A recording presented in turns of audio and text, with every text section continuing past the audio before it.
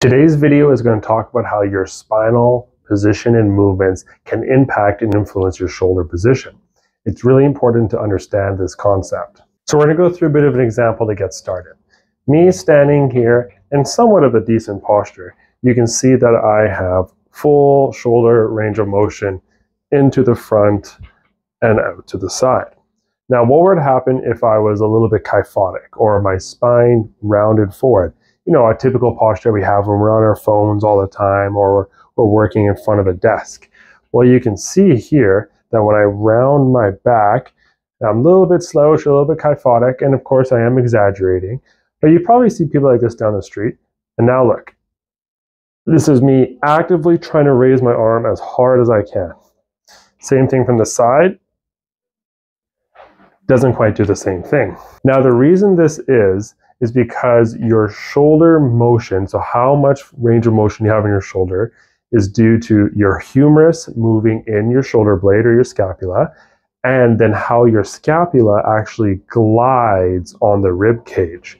So if you're rounded forward and your spine is bent and your rib cage is bent forward, well, the scapula is not going to glide upwards to help with the rotation. It's going to glide forwards and get jammed in your limited motion.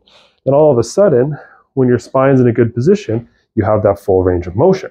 So it's really important that we have good spinal extension, the ability to be upright and extend backwards. Extension is that backwards going through. So I'm here and I'm extending backwards. The ability to do that improves our shoulder health and our shoulder function. So we're going to go through 3 exercises that's going to help to improve your spinal extension and help with your shoulder mobility. Now, this isn't so much of an exercise as it is a resting position. It's often given to babies, less than a year old, to give them tummy time to try and help with their spine development. But realistically, adults who spend a lot of time bent forward, like we all do in our day, working on our computers, on our phones, can also benefit from just literally spending some time resting on the floor, on your elbows, watching your show like this, because it helps with the extension, as you can see, of my spine. Now, if you don't like doing things like getting on the floor and laying there and just laying around, which hard to believe if you didn't, you can make this a really good exercise, such as the sloppy push-up. So having your arms out to the side here, my hips are firmly on the ground, and I'm going to let my back relax, keeping my head neutral, and I'm just going to press up, breathe out, and come back down. All that work's coming from my arms. My head's neutral, and I'm just pushing my chest off the ground, extending to the back, and coming down. This helps to work on the extension. Honestly, what I do at home, I spend some time, if I had a long day sitting, I'll spend some time just in prone, watching my show on the ground, and I'll do a few reps of these just to really help with the extension, just to overall get out of that kyphotic or rounding position of the spine. To make it a little bit more challenging, you bring your arms closer in, which gives you more of an extension. Now, say you don't like to exercise at home and you always forget, but you spend a lot of time out sitting at your desk. There's a really good exercise for spinal extension you can do if you have a chair with a back.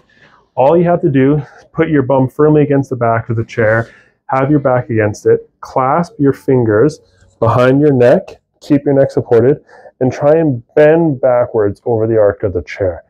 You'll really feel a nice stretch in the upper back as you try and go back as far as you can comfortably and come down. Really just trying to extend back over the chair. This is another great way to really work on that extension. Just doing this throughout the day, give yourself a break. It's a good way to break up the day and just get that mobility and movement time in there. So that's another really good exercise that you can do just any day when you're just sitting around. Now, this last exercise here is really going to combine the spinal extension and the arm motion into one. All you need is a dowel or broomstick, ski pole, whatever. You just need something solid and that you can hold in your hands here. Now, what you're going to do is you're going to hold it just over shoulder width apart. You're going to raise up overhead as high as you can. And once you get here, you're going to try and push your elbows to the ceiling, hold 1, 2, 3, and relax, bring it back down.